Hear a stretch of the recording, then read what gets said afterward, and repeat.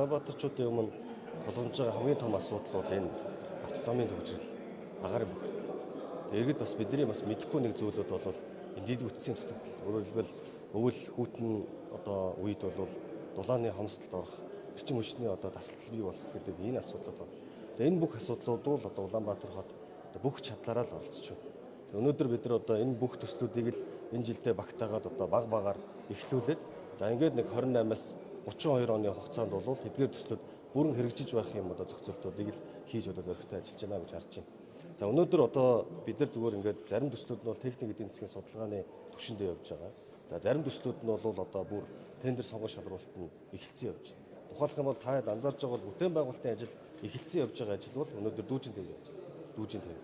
Улаанбаатар хотын номер тэг одоо нэг түвшинд байгаа замын төвжирлийн хамгийн онц хүнд байдалд орсон хэсэг бол аюултай түвшинд орсон хэсэг бол энэ манай Яармгийн төвжир болж байна. Хоёрт нь энэ Сапорогоос бид нар одоо зүүн дөрвөн замын чиглэлийн төв замын буюу инх тайвны өргөн чөлөөний зам. За гуравт нь зүүн дөрвөн замаас офицерийн хэсэг бол 13 дахь хорлын хэсэг бол одоо энэ автозамын төвжирлийн одоо гол хэсэг болж байна. Тэгэхээр бид энэ удаа дүүжин тээврийн ажил бол бүтээн байгуулалт нэгэлсэн дараа жил ихт бол 1-р шугам ашиглалтанд байна. Тэгвэл сая Яармгийн төвжирээс одоо 1-р хороол руу явах хар хорны уулзах хүртэлх энэ одоо ихний ээлжинд бол асуудал бүрэн шийдэгдэнэ гэж харж байгаа. За дараа жилийн тухайд бол бид нар одоо үргэлжлүүлээд Францын засгийн газартай отын дарга одоо бас яг хэлцээр хийгээ явж байгаа. За энэ ажил үр дүнтэй болох юм бол одоо эмчийн цэцэрлэг төрөлнгээс Шангрилаа орох энэ одоо замын төвжирлийн асуудал энэ дүүжин тээврээр бол шийдэгдэнэ гэсэн ийм одоо хүлээлттэй байна. За хоёрт одоо би хэлэх ёстой зүйл бол туулын уртны зам. Энэ автозамын төвжирлийг бууруулах бас томоохон ажлын нэг бол туулын уртны зам Улаанбаатар. Тэгээ яг өнөөдөр одоо энэ чуулганаар хэлэлцэж байна. Төсөвт өртөгт одоо өөрчлөлт оруулахгүй юу? За энэ асуудлыг одоо цааш өргөжлүүлэхэд бид өөр ямар одоо боломжтой нөхцөл байдлуудыг аж ахуйн нэгж байгууллагууд бий болох ёстой вэ гэдэг талыг өнөөдрийн чуулганы уралдаанаар одоо хэлэлцэж шийдвэрлэгдэнэ. Ингээд энэ ажил одоо үргэлжлээд явбал 5 сараас эхэлж тендер сонгох шалралтын ажил эхлээд за энэ жилдээ бүтээн байгуулалтын ажил эхлэх 2 жилийн дотор бас дуусах орчин нөхцөл бүрэлдэнэ. Ингээд ирвэл Баянзүрх дүүргийн одоо зүүн хязгаараас за одоо сонгоо хайрхан дүүрэг туулгын одоо хэсгээр дамжиж нийт 33 км туулын урдны замыг Монгол улс бас анх удаага хүлээж авах энэ бас ажил руу болоод орж эхлэх байхаа гэсэн ийм одоо тооцоололтой байна. За мэдээж агаарын бохирдлыг бууруулах хамгийн гол концепц бол бид нар ерөөсөө утаагүй түвш. Ерөөсөө яндангаас л утаа гаргадаг байх юм хэрэгцээ орчныг л бид одоо боломжийг иргэддээ бий болгож өгсөн. Хашаандаад сайхан амьдрах боломжийг бүрдүүлж өгөх ёстой. За байр орон сууц нь ч бид нар оруулж өгөх ёстой. Ингэж чадвал Улаанбаатартай агаарын бохирдол эцсийн үндэ бий болж алга болно гэсэн ийм том зорилт. Тэгээ энэ хүрээндээ бол бид нар өнөөдөр бол нэг 10,000 айлыг орон сууцжуулах дэд одоо сэлб дэд төвийн бүтээн байгуулалтын ажил эд өрнөө эхэлсэн явж байна. Тендер сонгох шалралт 4 сарын одоо 14-ний өдөр нээн. За 24-ний өдөр нээн үргэлжлүүлээд бол нэг 14 хоногийн хугацаанд хуулийн хугацаанд одоо компани шалгаруулна гэсэн ийм тооцоололт. Хэрвээ энэ ажил одоо хуулийн хүрээнд явж эцэлэгдэж дуусвал сэлб бүтээн байгуулалтын ажил бол өрнөө эхлэх ёстой ийм учиртай байна гэж харж байгаа. За энэ төслийн хувьд бол бидний зүгээс харж байгаа нь бол социализмын үед улс орон иргэд рүүгээ чиглэсэн энэ бүтээн байгуулалтын ажлыг бид одоо үргэлжлүүлж хийх бас нэг юм одоо биднэрт ийм боломжтой үе ирж байна уу гэж ингэж харж байгаа. Төвчрэлтээр 345 тэрбум төгрөг төсөлж тооцоолсон байсан. Энэ ажлаас яг аль төсөлд хэдэн төгрөг зарцуулагдах вэ? Тухайлбал энэ жил LRT ч юм уу одоо энэ төслүүд дүүжин тээвэр аль төсөл нь ер нь хамгийн ойр хугацаанд хэрэгжих боломжтой тэзвүүн ер нь бас хэрхэн яаж батлагдсан бол яг замын төвжирлийг бууруулах нийтдээ бол 10 төсөл хөтөлбөр байна. За тэрний одоо яг эхэлсэн байгаа ажил бол энэ дүүжин тээврийн ажил. За энэ бол ингээд явагдаад эрхчлэлдээ ороод дуусчихна.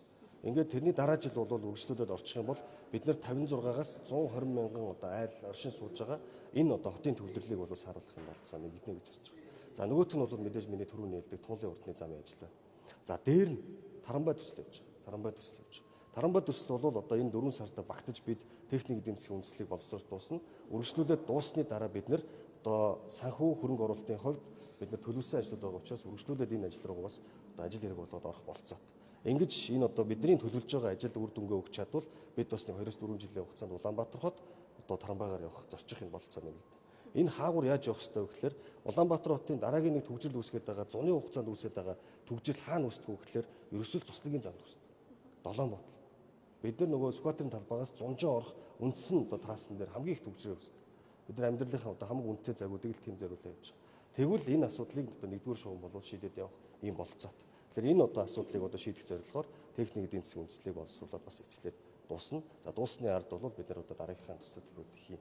За нэгэнт одоо төгжил гэж ярьсных уучлаарай. Нэгэнт төгжил гэж ярьсных бид ер нь Улаанбаатар хот цаашид энэ богино дунд урт хугацаанд энэ авто замын төгжлийг хэрхэн бууруулах вэ гэдэг юм том бодлогын бичиг баримтыг боловсруулж байгаа.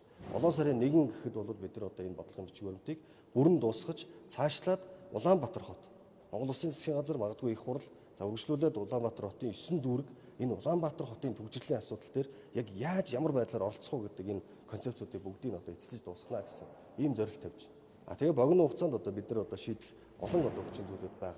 Дөнгөж яг өнөөдөр бол бид нар одоо энэ Улаанбаатар хотын асуудлыг их хурл дээр ярих лобби бүлгийн ахлагч Лувсан Жам гишүүнтэй одоо ажлын хэсэг бол харилцан хамтын ажиллагаагаа одоо яаж үргэлжлүүлэх вэ? Бид юу хийж гин? Улаанбаатар хотын 20-40 үзэл баримт дээр яаж энэ асуудлыг шингээх үгээд олон талаас нь ярьж байгаа. За бидний хувьд бол ойрын хугацаанд төлөвлөж байгаа нэг том ажил бол нэгдүгээр игнэгээр автобус цагтаа ирээд цагтаа явдаг байхлын зохицуултыг хийхэд бол бүх бэлтгэлийг хангаад ажиллаж байна. 7 сарын 1-ээс хойш бол бид нэр одоо нэгдүгээр игнэгээр автобус чөлөөтэй зорчдог байх энэ орчин нөхцөлийг одоо бүрэн бүрдүүлнэ. Гэхдээ хуучин шиг хайс ажиллах тахгүй.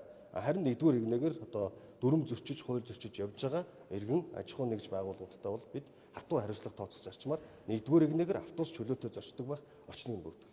За ингээ орчныг нь бүрдүүлж өгөхдөө бид нар юу хийх ёстой вэ гэхээр автобус нэгдүгээр игнэгээр явхад одоо саадгүй явах болцоог нь бид нар энэ жилдээ багтааж одоо бүх засвар үйлчлэгийг нь бол бүрэн хийж дуусгана. Ингээд ирэхээр иргэд эвдэрсэн замаар биш одоо ингээд шинэ зассан замаар үргэлжлүүлээд бас зорчих энэ болцоог нэмэгдүүл. Ингэж чадвал метро инх тайвны өргөн чөлөө буюу Сапорогоос одоо Сүхбаатарын талбайгаас 104 зам одоо офицер орж байгаа энэ одоо талбар бол метро орох хүртэл хугацаанд бидний явуулсан зохион байгуулалтуудыг богино хугацаанд хийхээр бас ажиллаж байгаа гэдэг бас юм хэлээ. Өнөөдрийн нийслэлийн төлөөлөгчдийн хурлын эрт бас нэг хангалтгүй хэллээ. Ер нь энэ одоо төлөөлөгч нар бол одоо тогтмол суухгүй байгаа төлөөлөгчдүүд ямар хариуцлага тооцох вэ? Энэ дээр ер нь одоо анхаарал хандуулж байгаа юм. Яг нь нийслэлийн иргэдийн хурд бол бид бол одоо иргэдэд хамгийн гол нь нээлттэй хин нь одоо чуулгандаа сууж байна, хин суухгүй байна гэдгийг нээлттэй би одоо мэдээлж байгаа. Та анзаарж байгаа би өнгөрсөн хуралдаан дээр өнөөдрийн хуралдаанд оролцож байгаа төлөөлөгчдийнхээ одоо нэрсийг бүгдийг зарласан. Тэгээ энэ бол одоо бас шалтгаан нөхцөлтөө байгаа одоо төлөөлөгчдийн та бүхэн анзаарж байгаа. Яг тэгэхээр энэ 4 сарын хугацаа гэдэг бол Улаанбаатар хотын хувьд бол алдаж болзошгүй одоо хамгийн том чухал үе байдаг. Тэгээ энэ үе дээр бол энэ хөрөнгө оруулалт бүтээн байгуулалтын чиглэлээр бид нар одоо ажиллаа зохион байгуулалт явж байгаа. Та бүхэн анзаарж байгаа бол сэлб дэд төв буюу миний түрүүний хэлдэг 100000 айлыг орон сууцруулах ажил дээр Улаанбаатар хотын дарга, Улаанбаатар хотын одоо нийслэлийн төлөөлөгч, Чингэлтэй дүүргийн засаг дарга мандуулт төлөөлөгчтэй ингээд ажиллаад явж байгааг бас анзаарсан баг. Мөн одоо энэ хуралдаанд сууж байгаа жишээ нь одоо Ануужийн төлөөлөгч бол Таранбай төслийн хүрээнд олон улсын байгууллагатай уулзалт хийх ёстой учраас бас төрч хүлээ аваад ингээд гарч байгаа. Тэгээ бүгд одоо дор дорно ажиллаж байгаа. Яг өнөөдөр бол одоо тасалсан чөлөө аваагүй одоо ийм бол төлөөлөгч бол байхгүй.